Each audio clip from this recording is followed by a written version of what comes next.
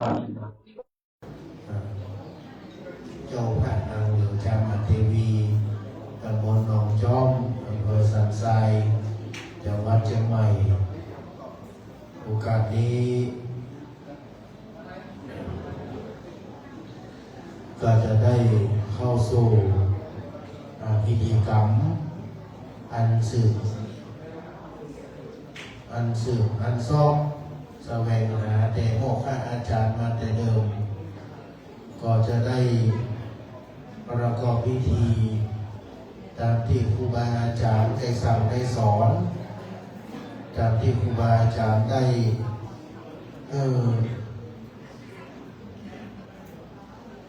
ความรู้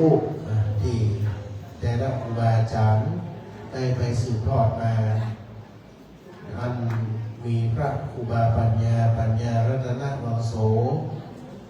ซึ่งโมฆะอาจารย์แต่ละท่านละองค์นั้นศรัทธาสาธุชนท่านทั้งหลายก็ได้ยินได้รับทราบตอนที่ท่านครูบาเพิ่นองค์การอาราธนาโอกาสนี้ก็ทั้งสิ้นทั้งภายในและต่างประเทศก็พร้อมกันแล้วเราจะได้เริ่มตั้งแต่ตัวแห่งพระครูบาปัญญาอาตมาภาพจะชี้แจงอย่างก่อนเริ่มศรัทธาจุดที่หนึ่งก็คือด้านหน้าพระประธานที่พระครูบาปัญญานั้นเป็นการครอบคันครูก็คือเพื่อความเป็นสิริมงคลแก่ศิษย์อันนี้จุดที่หนึ่งจุดที่สองเป็นการพิทองที่พระรูปที่สอง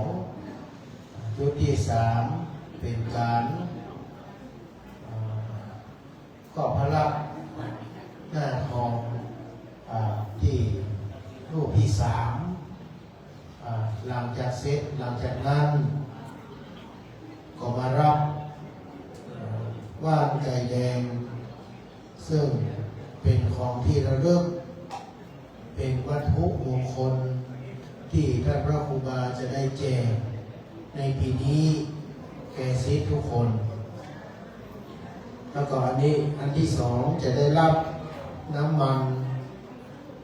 มงคลเป็นน้ำมันบนสมุนไพรอันนี้ญาติโยมดีแต่ต้นบอกว่าเป็นสมุนไพรน้ำมันบนแต่ใจลูกใจทาที่เจ็บที่ปวดเป็นยาคลายเส้นชนิดหนึ่งญาติโยมอันนี้จะได้รับสองอย่างอันนี้หายไข้หายโรคหายภัยด้วยความสีเหลืองแต่ใครได้เมตตามหานิยมในหน้าที่การงานนี่เป็นน้ำสีแดงเลยอันนี้เขาเรียกว่าหักไปแล้วอันนี้แยกหยำอันนี้แยกหยำสีแดงนี่ชื่อว่าน้ำมันไก่แดงสรรพคุณนั้นญาติโยมสาธุชนทั้งหลายไปศึกษาเอา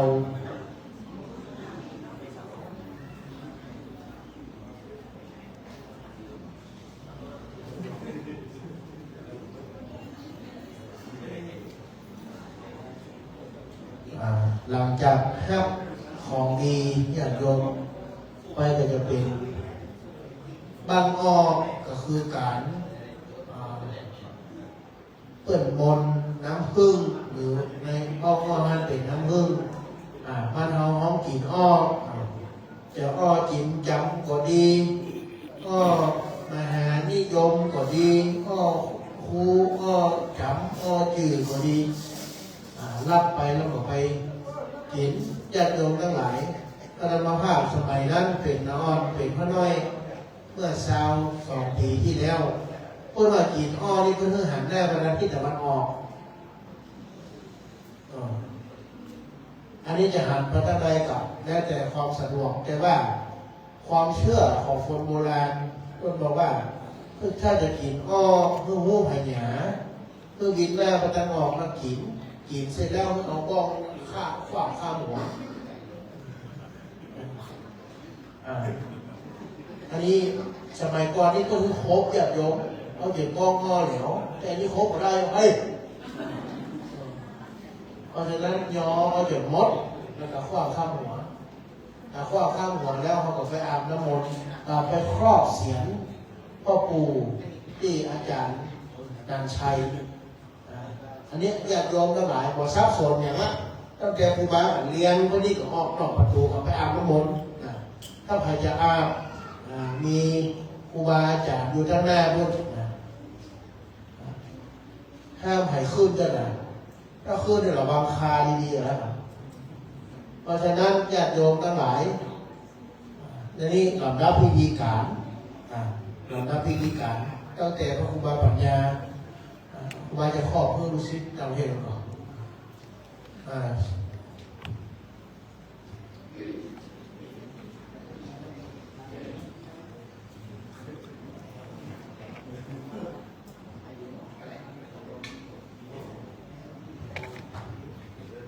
ก่อนที่จะครอบครูครอบเสียงพวกแกที่ลุงอาจารย์นันชัยไปลงยาแดงเศรษฐีทั้งห้าอันนี้เป็นตำราที่ยังอาจารย์มาภาพว่าไว้ว่าสืบทอดกันมาแต่โบราณ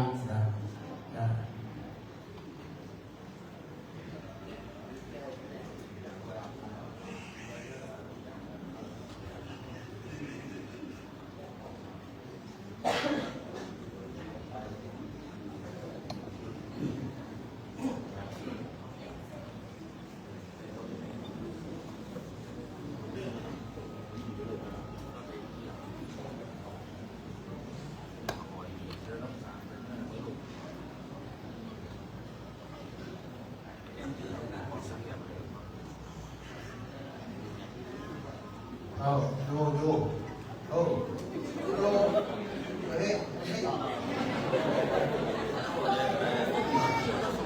ว่าได้ก็วันยากเพราะหรอก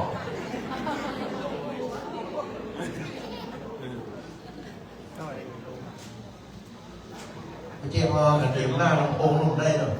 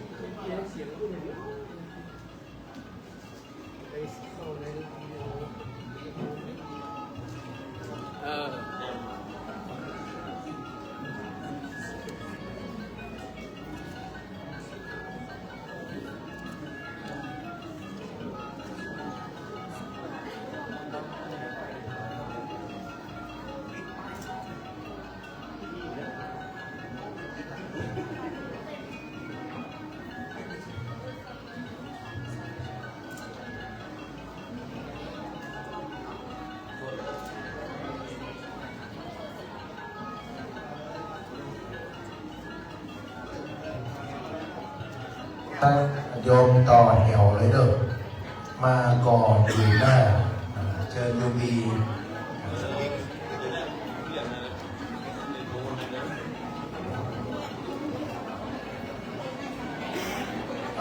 ต่อแถวเด้อเป็นยาวมาฟังนะ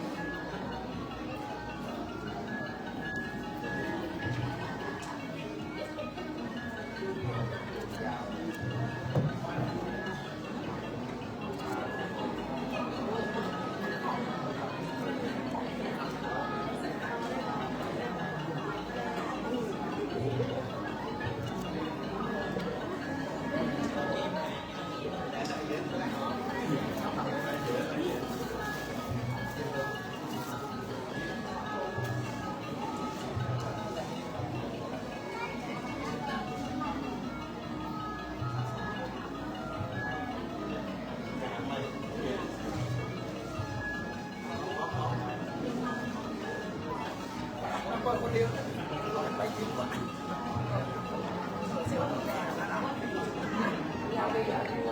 ่ยวกับผมยังไม่ได้พูดสักอย่างเรื่องนี้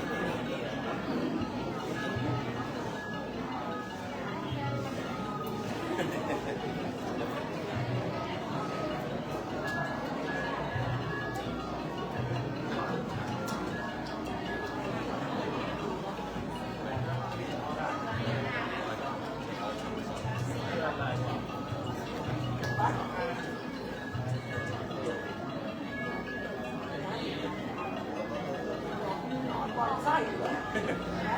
โอเคแล้ววิ่งเลยอย่าหมดหน้าถ่ายเลยว่ะ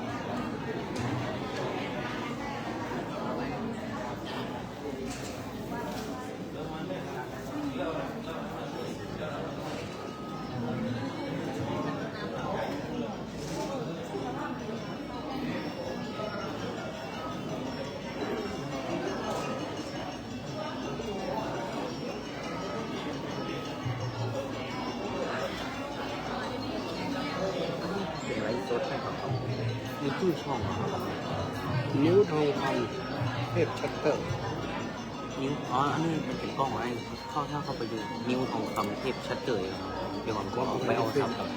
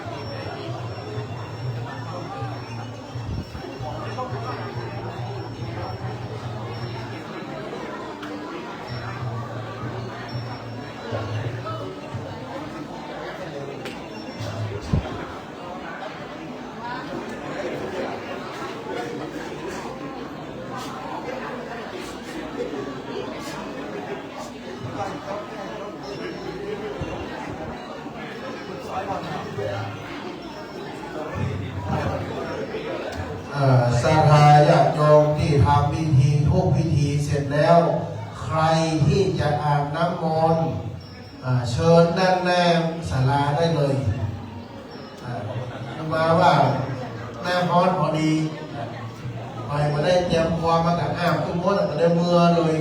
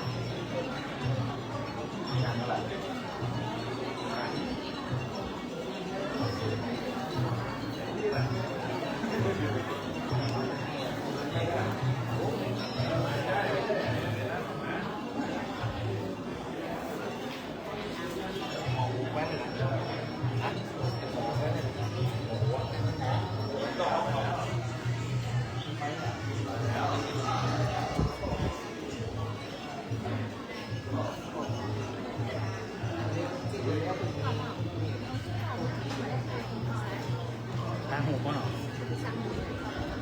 นี่บอกนะแงวซักมือตรงไหนอ่ะอ๋อแงว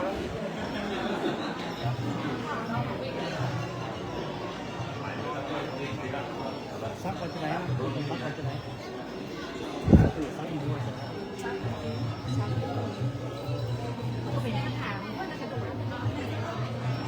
แล้วมีแม่ใส่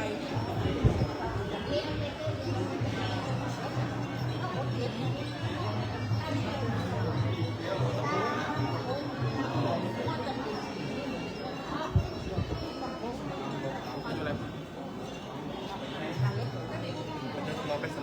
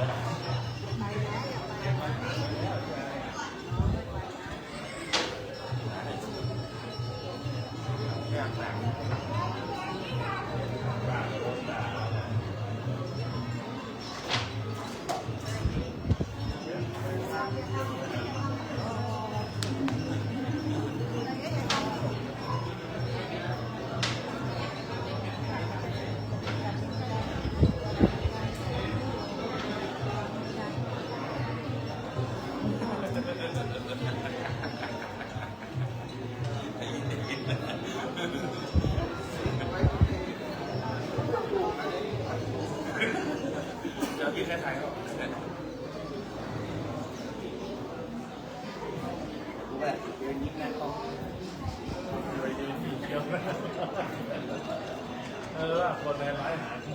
ใส่บ้า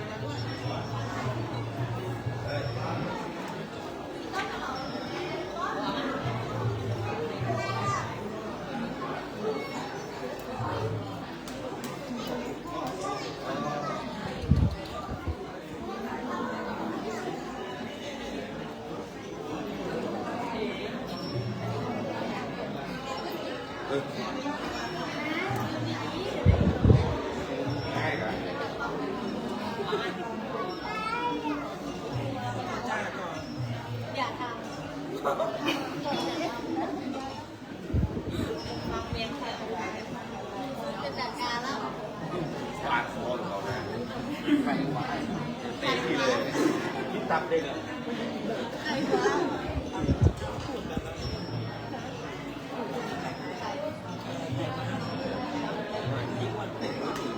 ไม่ดี ดีบีใส่เน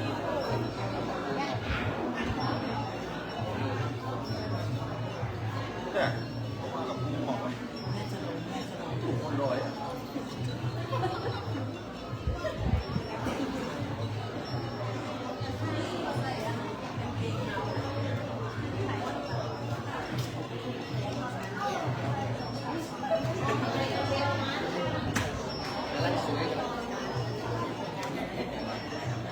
ก็ได้สิ่งพวกปัญหา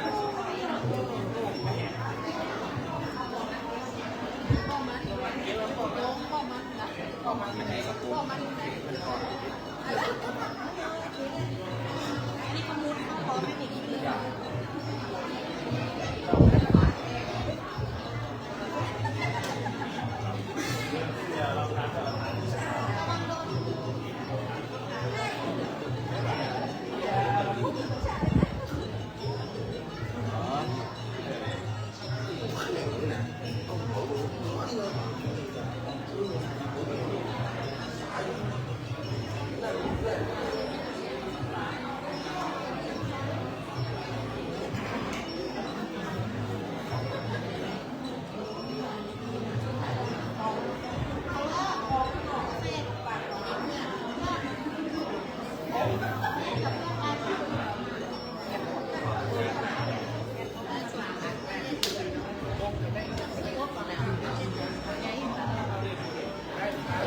จะมุดเข้าไปพร้อมไม่หนี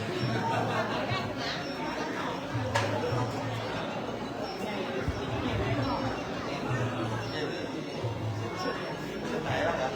ได้ที่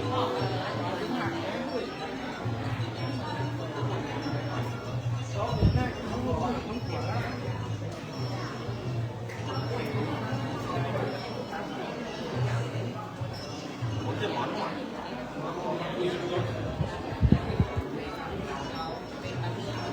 แล้วต้องไม่เอาตั้งเพิ่ม ไปเรียนไหนนี่นี่ไงยังติดเรียนเลย แล้วปล่อย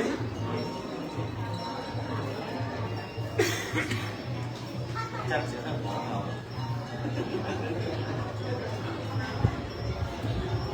เราสวมกันดังหรือไม่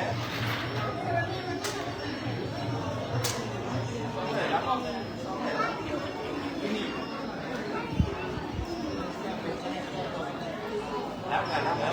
รับงานคนหลอกเหรอตั้งที่เหรอตั้งหลอกของเขาลูก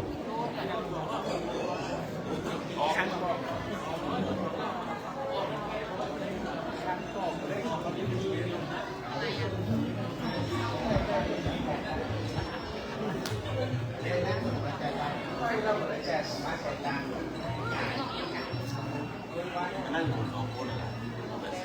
เราไม่เชื่อนะสองคนมานะ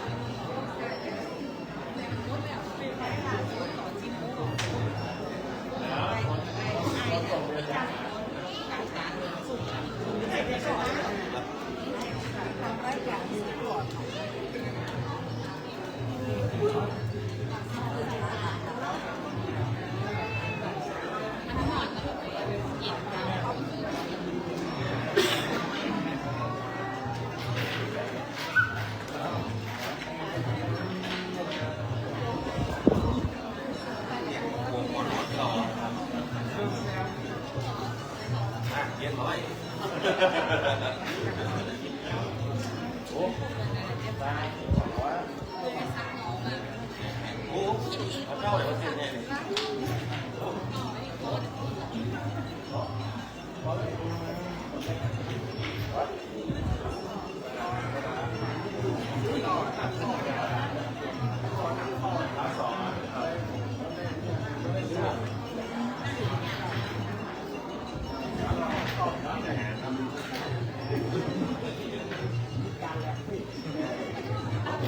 ไปทั้งอย่างว่า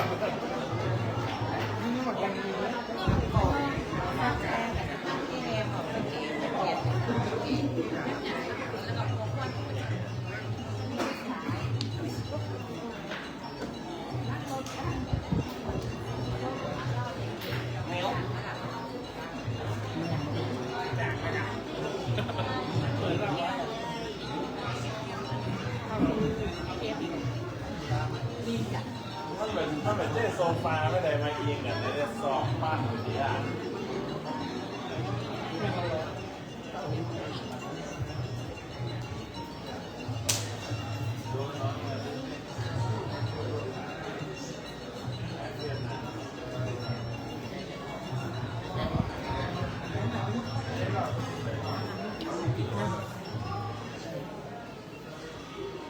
จริงเหรอ คนเด็ดบ้าน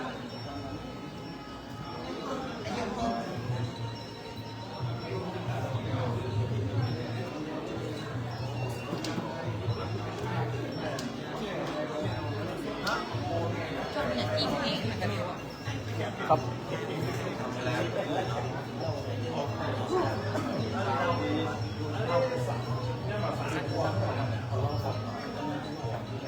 bị sắc á sắc rồi ไปเป็นมาที่เจ๊นี่อยู่ ไม่เอาเนี่ยเพราะว่าเป็นคำนี้แหละเนี่ยเตะเปิดคอยังไม่ได้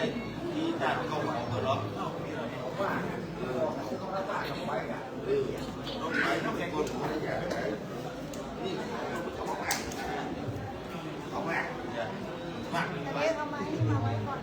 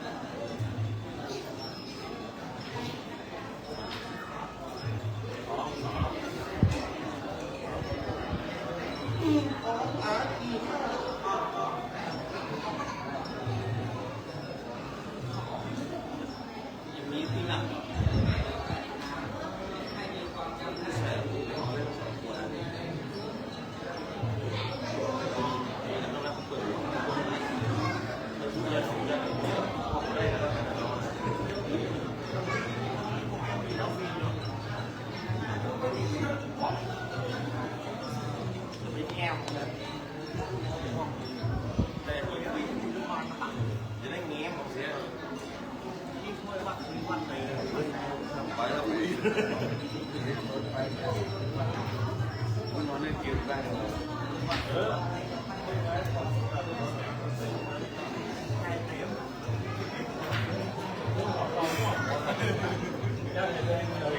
มาตรงนี้ลูก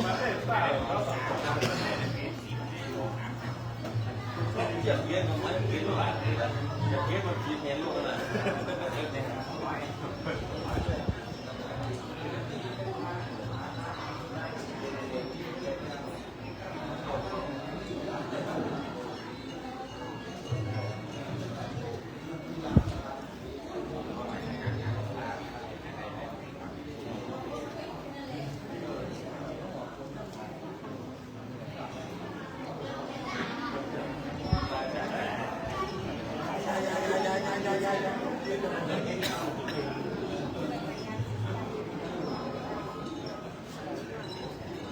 แต่พอได้พี่เลย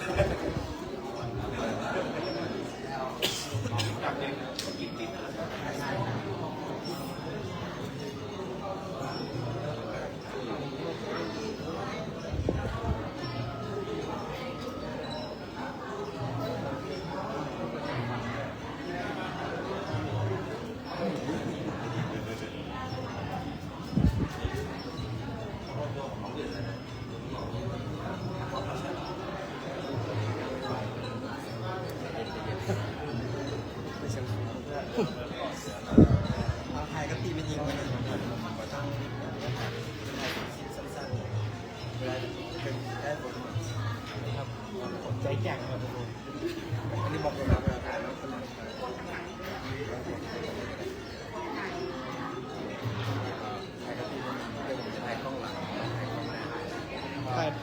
ถ่ายที่ไปแล้วเนาะอยู่หลังที่บ้านแล้วถ่ายท่านก็บอกมาได้ครับว่าจะอยู่ตรงไหนอยู่ตั้งหลังนี้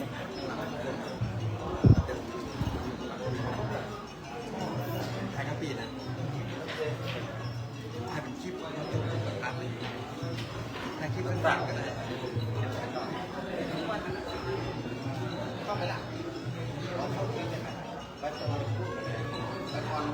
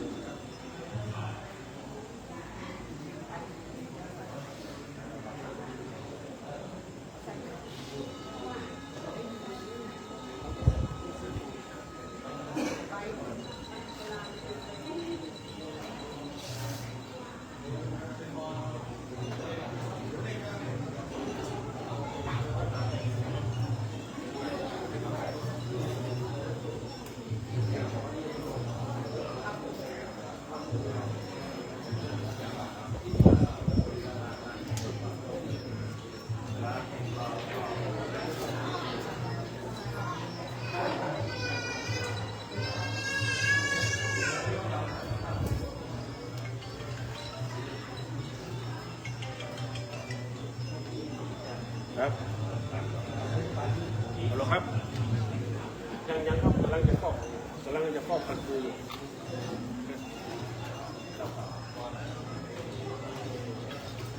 ครับที่เจ้าหูมาพูด